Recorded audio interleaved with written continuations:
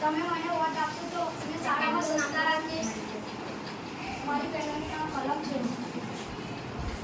મેં શાળામાં સંસ્કાર આપીશ. મધ્યાહન ભોજનમાં અઠવાડો થશે એને ખાલી અમે મધ્યાહન ભોજન રાખ્યું છે તો બધું જ આવી મધ્યાહન ભોજનમાં જે બધું ખાવાનું કરે છે અમે એને બધાને ખવડાવીશું. અને જે નીચે પડ્યા છે તે અમે ડસ્ટબિનમાં મેકર 8 અમા ભરું છે. મારી પહેલાંનું નામ છે પુસ્તક. જો તમે મને વોટ આપશો તો જે બધી સફાઈની સપ્તાહની બધી ધ્યાન રાખીશ. મધ્યાહન ભોજનમાં જે ખોરાકનો બગાડ ના થાય એનું ધ્યાન રાખીશ અને પાણીનો બગાડ ના થાય એનું ધ્યાન રાખીશ. અને જે છોકરાઓ ખારી પટ્ટાની જે ખોરાક નાખ્યા છે તેમને બી અમે ધ્યાન રાખીશું. અને હવે તમારામાંથી કોઈને કંઈ પ્રશ્ન છે કે તમારે એને કંઈ પૂછવું છે તો તમે પૂછી શકો છો. કોઈ પણ તમારો કોઈ શાળા બાબતનો કોઈ પ્રશ્ન હોય બીજું કોઈ લડાઈ ઝઘડો છોડવાની ઝઘડો કરે છે તો છોડવાની જિમ્મેદારી. કોઈ છોકરાઓ ઝઘડે છે તો તમે શું કરશો? તેને અમે છોડાવીને સમજાવીશું કે આવું ના કરાય, આવું એકદમ ના થાય. અને તે નહીં સમજે તો તેમને સહકાર કરીશું. ઓકે પછી આ સિવાય કોઈ?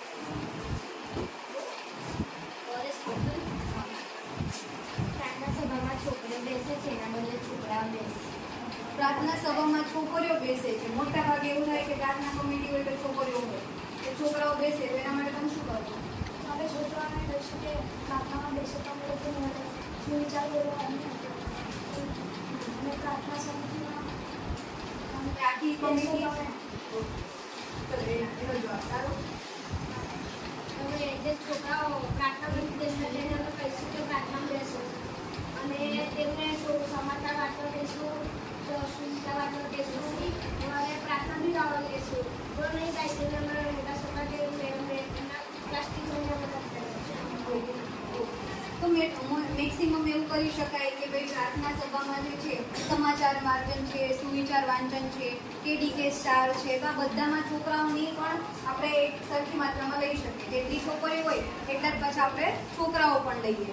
વાજિંત્ર વગાડવામાં છે તો છોકરાઓને પ્રેરિત કરી શકીએ. ભાઈ ખંજરી વગાડવાની છે, તબલા કે હાર્મોનિયમ વગાડવાના છે તો એમાં એ મેક્સિમમ છોકરા આગળ આવે એવો પ્રયત્ન કરીશું. એમનામાં કદાચ સ્ટેજ ફિયર હોય કે સ્ટેજ પર આવતા ડરે છે તો એ આપણે એને સમજાવી શકીએ. બરાબર, પહેલી વખત કદાચ ભૂલ થાય પણ નેક્સ્ટ ટાઈમ એમાં સુધારો થઈ શકે. તો આ પ્રયત્ન તમારા બંનેનો રહેશે. ઓકે, નેક્સ્ટ પ્રશ્ન. છોકરાઓ વચ્ચે જગ્યા રાખીને બેસે છે અને વચ્ચે જે જગ્યા બોલતે છે તમારો ભાઈ હા, એવું થાય છે મેક્સિમમ કે ભાઈ વધારે પડતી મિત્રતા એવી રાખે એવું ના સમજે કે ભાઈ આ મારા ક્લાસનું છે, મારા ધોરણનું છે તો એને બેસવા દો. પોતપોતાનું એક ગ્રુપિઝમ બનાવીને રાખવું છે. તો તમે એના માટે શું કરી શકો? મતલબ કે જે વેલા આવે એ પહેલા બેસે, હે ને? તો કોઈ છોકરું વેલા આવી ગયું છે, 10-15 છોકરા વેલા આવી ગયા તો એ આગળની સાઈડ બેસે. પછી જેમ જેમ આવતા તેમ એમ એ પાછળ બેસે. એ નિયમ. હા, જે લોકો જમવા બેસતા નથી મધ્યાહનમાં એ ફરતા જ બોલે એના માટે શું કરી શકે? તેને અમે એન્જિનિયર બેસાડશું અને ત્યાં આગળ મેડમ બેસી જાય છે તે કંઈ પ્રોજેક્ટ કરાવશે એટલે કંઈ. તો આપણે એ રીતના વ્યવસ્થા તો ઓલરેડી છે કે ભાઈ જે લોકો જમતા નથી એ એમ્ફી થિયેટરમાં બેસે છે અને ત્યાં મેડમ હોય છે એમનું કોઈ બી પ્રોજેક્ટ પ્રવૃત્તિ કંઈ પણ કરાવે છે, એક્ટિવિટી કરાવે છે. તો આપણે એ લોકોને ઇન્સિસ્ટ કરવાનું છે બાળકોને કે કમ્પલસરી ત્યાં જ બેસે. જે પણ 15 મિનિટ કે આપણી રિસેસ હોય છે જમવાનો ટાઈમ પીરિયડ, એ ટાઈમ પીરિયડમાં એ માત્ર ને માત્ર એમ્ફી થિયેટરમાં જ બેસે. આપણે તમે લોકો તમારી કમિટી પાસે લઈ બરાબર મેડમ. જે મેડમ જે છોકરાઓ જે ટીચર મારવા જાય છે ને ભણવાની સુવિધા અમે તો આ લોકો એવું કહે છે કે ભાઈ જે ટીચરમાં રમવા જાય છે અને પગ ધોવા માટે જાય છે તો એની માટેની અલગ સુવિધા કરાવવી છે. પાણીની વ્યવસ્થા અલગ રીતે કરાવવી ત્યાં જ ધોવે બધા. એટલે અહીંયા ગંદકી ના થાય. આપણે પાણીનું જ્યાં પીવાનું છે ત્યાં ગંદકી ના થાય એટલા માટે અલગ ત્યાં ત્યાંથી એમના હાથ પગ ધોવાય. હા, એ થઈ શકે. તો ભાઈ બાગમાં માટીવાળા પગ ને એવું છે તો ત્યાં જ પાણીની વ્યવસ્થા હોય તો એ લોકો ત્યાંથી ધોઈ ના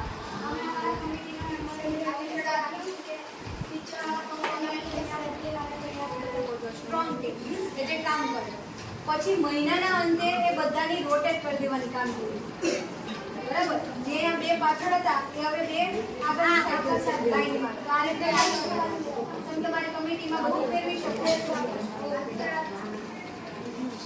મેડમ જે છોકરા જે ખાવા બેસે એનું ખાવાનું પૂરું થઈ જાય છે ને તો ભાગતા ભાગતા આવે છે ને લાઈન પર સબ્જી નથી કે છે ને કે આ લોકો મીટિંગ બનાવશે. કમિટી વાળા કહેશે ને ભાગે તે લોકોને રોકવાના ચાલુ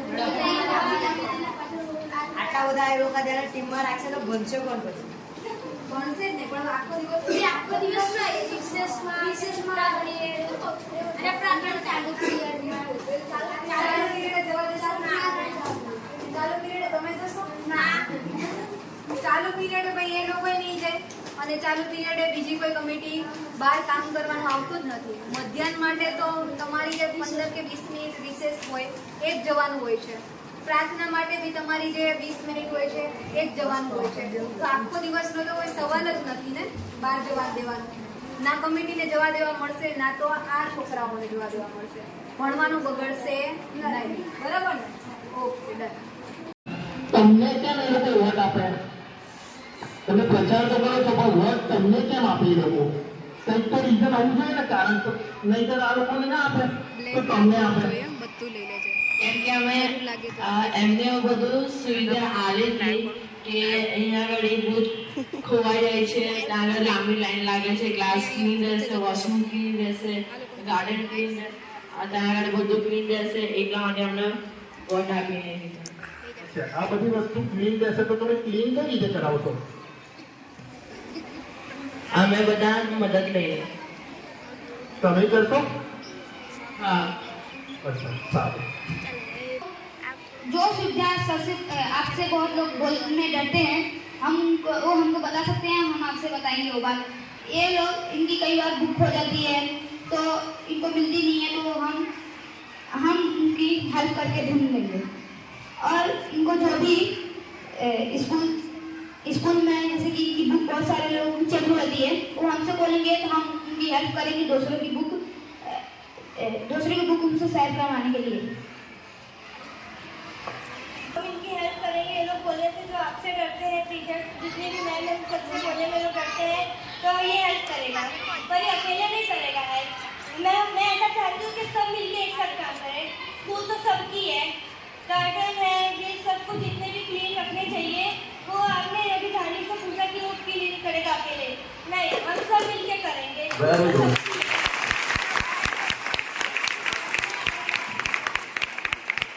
Very good. Smart answer, હા? સારું. આવતીકાલે મતદાન છે સવારમાં 8 વાગે, હે ને? તમારી પાસે હવે ખૂબ જ ઓછો સમય છે. હવે પછીનો 1 કલાક અને કદાચ તમે ઘરે સંપર્ક કરી શકો તો, બાકી ચાલે ડાયરેક્ટ જ વોટિંગ સ્ટાર્ટ થઈ જશે પ્રાર્થના પછી, હે ને? તો હવે આ છેલ્લા સમયગાળામાં તમે તમારો પ્રચાર કઈ રીતે કરવા માંગો છો? તમે પણ બોલી શકો છો, એમના માટે જ આ પ્રશ્ન નથી, બંને માટે કોમન છે. તમારી પાસે હવે સમય ઓછો છે, બરોબર? તો છેલ્લા સમયગાળા દરમિયાન તમે પ્રચાર કઈ રીતે કરવા માંગો છો? હા બોલો બેટા. સ્પીચ દ્વારા. અચ્છા, તમે સ્પીચ તૈયાર કરી છે અને તમે અહીંયા બોલશો હમણાં. ઓકે.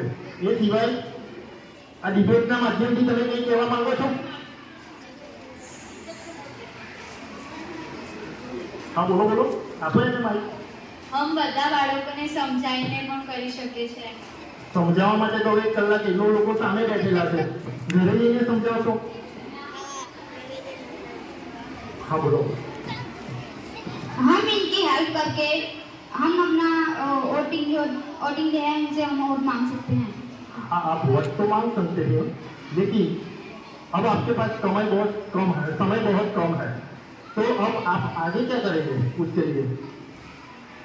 सर जैसे कि आप बोल रहे हैं कि समय बहुत कम है, कम में जितने चाहते कि अभी जितना हमसे हो पाएगा हम बोल रहे हैं जितना हम उतना करेंगे, ट्राई करेंगे जितना हमसे होगा हम उनकी हेल्प करेंगे. इंग्लिश मीडियम में से भी बहुत सारे जन के शूज घूम हो जाते हैं मिड डे मील खाने जब वो लोग आते हैं, तो हम ट्राई करेंगे, ध्यान रखेंगे जितना कि इन लोगों के शूज घूम ना हो पाए. ओके. ટીચર્સમાંથી કોઈને કંઈ પ્રશ્ન યાદ આવતો હોય તો કહી શકે છે. હા, કોઈને કંઈ પૂછવા જેવું લાગતું હોય તો કહી શકે છે. સારું, તમારામાંથી હમણાં સાક્ષી ને તે હમણાં એવું કીધું કે અમે સ્પીચ તૈયાર કરીને આવ્યા છે, બરાબર? તો અમે અમારી સ્પીચ આપીશું અને સ્પીચમાં અમે લોકોને અપીલ કરીશું કે એ લોકો અમને વોટ આપે, હે ને? તો તમે જે સ્પીચ તૈયાર કરીને આવ્યા છે એ તમે રજૂ કરી શકો છો. અત્યારે આપણે સાંભળીશું. નમસ્તે, ગુડ મોર્નિંગ. મારું નામ મકવાણા સાક્ષી છે. હું ધોરણ 7માં અભ્યાસ કરું છું અને તમે અમને વોટ આપશો તો અમે તમારા બૂટ ન ખોવાઈ જાય તેનું ધ્યાન રાખીશું. મધ્યાહન ભોજનમાં અનાજનો ન બગાડ થાય તેનું પણ ધ્યાન રાખીશું. શૌચાલય પણ સાફ રહે તેનું પણ ધ્યાન રાખીશું. હવે વરસાદમાં મેદાનો અને બગીચામાં કોઈ નહીં જાય તેનું પણ ધ્યાન રાખીશું. અને આ બધું જ તમારા વોટથી થશે. એટલે મારી વિનંતી કે પ્લીઝ તમે વોટ આપજો. અને આ એક વસ્તુ કહું છું એને તમે માઇન્ડમાં થોડું વધારે રાખજો. निगाहों से दोस्ती क्यों करते हो, निगाहों से दोस्ती क्यों करते हो, निगाहें धोखा दे जाएगी, निगाहें धोखा दे जाएगी. इन किताबों से दोस्ती करो, इन किताबों से दोस्ती करो जो जीवन भर साथ निभाएगी, जो जीवन भर ये किताबें आपके साथ रहेगी. ऐसे हम भी आपके साथ रहेंगे और हमारी पैनल भी आपके साथ एक लेवल पे ही काम करेगी. नमस्कार. હવે તમારા પાસે ચાન્સ છે, તમે બોલી. હું ધોરણ 7માં અભ્યાસ કરું છું. રિસેસમાં ધક્કા ધુક્કી ન થાય તે અમે ધ્યાન રાખીશું. વર્ગખંડમાં મેડમ ન હોય તો વર્ગખંડનું ધ્યાન રાખીશું. સર કે મેડમ એ કહ્યું છે કે રિસેસમાં કોઈ વર્ગખંડમાં ન હોય તો તેનું પણ ધ્યાન રાખીશું.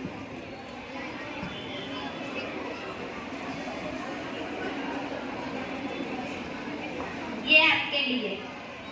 उलझी पड़ी है दुनिया मोबाइलों में, उलझी पड़ी है दुनिया मोबाइलों में, जबकि सारा जीवन है, जीवन का अर्थ है किताबों में, जबकि सारा जीवन का अर्थ है किताबों में.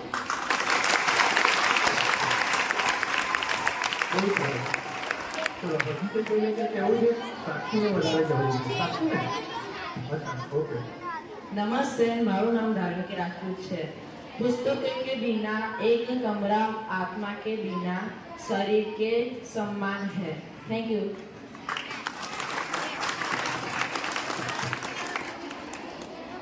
ચલો, હવે તમારામાંથી કોઈ કહેશે?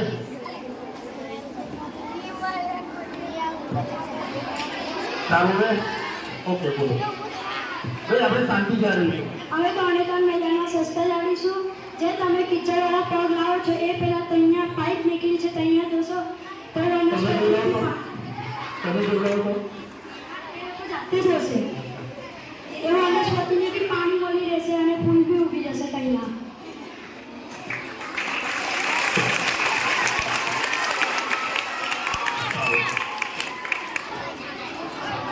અમે જ્યાં ત્યાં કચરો ફેલાવને દઈશું. આખી સ્કૂલને ચોખ્ખું રાખીશું. જો કોઈ કચરો ફેંકશે તો તેઓને કહીશું કે કચરો કચરા પેટીમાં જ નખાય. મેં અહીંયા સ્કૂલમાં 2 કુંડા પડેલા છે તે બાજુ પાણી બહુ થાય છે. તે બાજુ કોઈ જાય નહીં. મેં મારી નિર્ણય લઈશ. ઓકે, સારું. હવે ગાર્ડન આવી ગયું, મેદાન આવી ગયું, મેદાનની સ્વચ્છતા આવી ગઈ, ગાર્ડન આવી ગયો, પાણીની વાત આવી ગઈ. ભલે અંદર અંદર વાત નહીં કરીએ. હવે થોડીક વાત આપણે શિક્ષણ ઉપર કરીએ, હે ને? તમને બધાને ખબર છે કે આ બધી પ્રવૃત્તિ જે પણ એક્ટિવિટી સ્કૂલમાં થઈ રહી છે એ એક એજ્યુકેશનનો એટલે કે શિક્ષણનો જ ભાગ છે. પણ જનરલી ક્યાંક ક્યાંક એવું જોવા મળે છે કે ઇતર પ્રવૃત્તિઓમાં આપણે બહુ સારી કામગીરી કરીએ છીએ, પણ એકમ કસોટી અને વાર્ષિક પરીક્ષામાં ક્યાંક આપણું પરફોર્મન્સ સારું નથી હોતું. તો આ માટે શું કરી શકાય? તમે તમારો વિચાર રજૂ કરો કે એકમ કસોટીમાં બાળકોના વધુ માર્ક્સ આવે, વાર્ષિક પરીક્ષામાં પણ સારા માર્ક્સ મેળવે. આ જો બે જગ્યાએ સારા માર્ક્સ આવે તો ગુણોત્તરના ગ્રેડમાં વધારો થઈ શકે. તો વધુ સારા માર્ક્સ મેળવવા માટે કેવા પ્રયાસ કરી શકાય? તમારા વિચારો મને રજૂ કરો. બેન, જનરલી તમારા ટીચર્સની એવી કમ્પ્લેન હોય છે કે સ્કૂલમાં ચલાવવામાં આવે પછી બીજા દિવસે હોમવર્ક લાવતા નથી. તો આ માટે શું કરી શકીએ? કારણ કે તમારામાંથી એક કમિટી એવી હશે કે જે શૈક્ષણિક કમિટી હશે, બરાબર? શિક્ષણને લગતી સમસ્યાઓનું સમાધાન એ સમિતિ કરશે. તો એ માટે તમે લોકો શું કરી શકો? તમે આપી શકો છો. હા, આ લોકોને વિચાર, તમારો વિચાર આ લોકો સમક્ષ રજૂ કરી શકો છો. તમે કોઈ બોલી શકશે? અંગ્રેજી મીડિયમમાંથી કોઈ બોલી શકશે? આ બાજુ તમારો વિચાર રજૂ કરો ને. તમે શું કરી શકાય? લેસન લાવતા નથી એવી ફરિયાદો છે જનરલી. આપણો ટાઈમ ટેબલમાં બે કેવડાવે તે ઘણા લખવાનું એવું કરે છે. ટાઈમ ટેબલમાં 2 પીરિયડ દરેક વિષયના છે. તો એક પીરિયડમાં મેડમ ભણાવવાની, એક પીરિયડમાં જે પણ વસ્તુ અહીંયા ચલાવી છે એ લખવા માટે આપે. ઓકે, ચલો. એ સિવાય બીજો જે હોમવર્ક કરી નથી લાવતા એને 5 વાર લખવામાં આવ્યો પડે અને પછી જો એ વાર ના લખી લાવે ને તો દંડ લેવામાં આવે.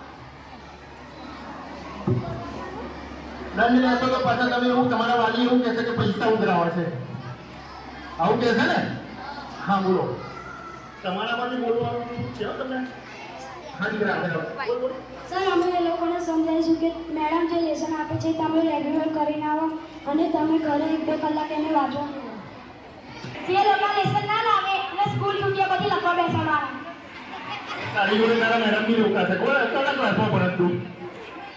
કયા ક્લાસમાં છે? બીજી ક્લાસમાં? હવે તમને રોકાવાનું કે છે? આ તો સુરેખાબેનના ક્લાસમાં છે. અચ્છા. મેડમ આપણને લેસન આપે છે તો મેડમ કોઈ એમના માટે નહીં આપણું ભવિષ્ય બને એટલા માટે મેડમ આપણને લેસન આપે. તો આપણી ફરજ છે કે આપણે મેડમનું માનીએ અને મેડમ જે લેસન આપે તે કરી લાવીએ. ફરજની વાત કરી, હે? હક માંગે પણ ફરજ કોઈ આવી જોઈએ.